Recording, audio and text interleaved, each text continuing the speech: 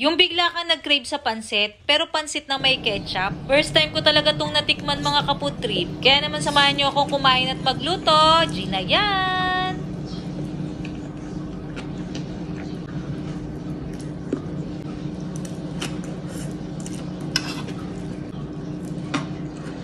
Alam ko namang marami sa inyo marunong na magluto ng pansit. Pero syempre, gusto ko pa rin i-share yung simpleng recipe ko. Igisa nyo na nga ang bawang sibuyas hanggang sa ito'y bumango. Isunod nyo na rin yung shredded chicken tapos timplahan nyo na ng oyster sauce at toyo. Syempre, lagyan din natin yan ng paminta.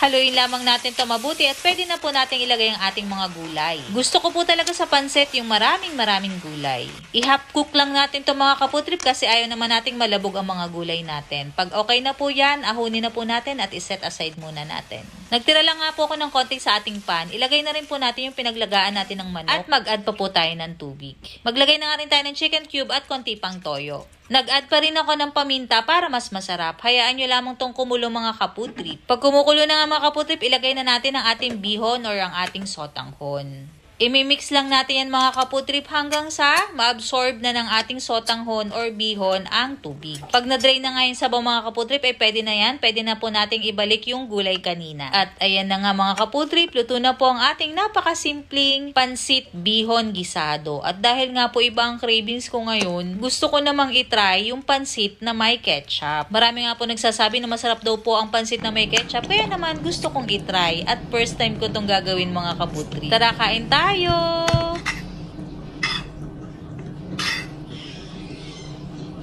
Tikman na natin yung may ketchup.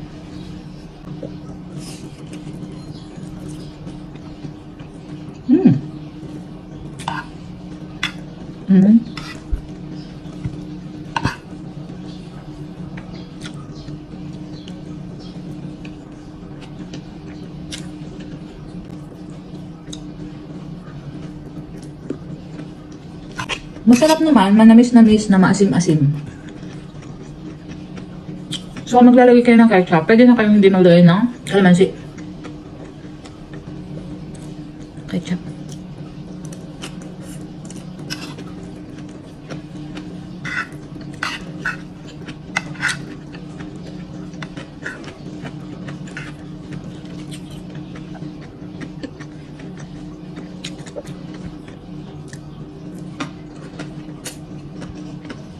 Kung gusto niyo malaman kung anong lasa nito, syempre i-try nyo rin. Thanks for watching mga kapudrip. Bye!